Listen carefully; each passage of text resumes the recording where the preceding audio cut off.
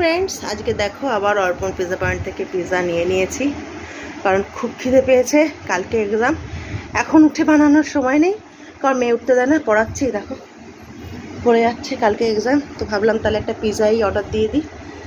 তিনজনে মিলে খাবো, অসুবিধা হবে না, টিফিনের মতো করে।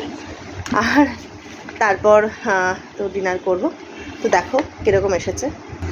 এক হাত দিয়ে বন্ধুরা খোলা একটু অসুবিধাই হয়, এমনি ঘেটে মেটে যদি যায়। আমাদের নিউ ব্যারাকপুর অর্পণের পিৎজা কিন্তু দারুণ টেস্টি, আর দেখো কি দারুণ দেখতে। তোমরা কারা কারা খেয়েছো অর্পণের পিৎজা অবশ্যই কিন্তু কমেন্টস করে জানিও। আর যারা যারা খাওনি, আমি বলবো একবার অর্পণের পিৎজা তোমরা খাও, খেয়ে দেখো।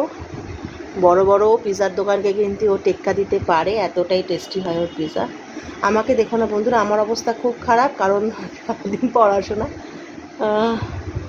একটু চাপ পড়ে গেছে বন্ধুরা। এ দেখো, বুঝেছ কি দারুণ না? পিৎজা প্রেমীরা কোথায়, তাড়াতাড়ি কমেন্টস করো। ফোন নাম্বার চাইলে বলো, আমি ফোন নাম্বার দিয়ে দেবো, কোথায় আসতে হবে তোমাদেরকে আমি সেটাও বলে দেবো। তো দেখো, দেখেছো?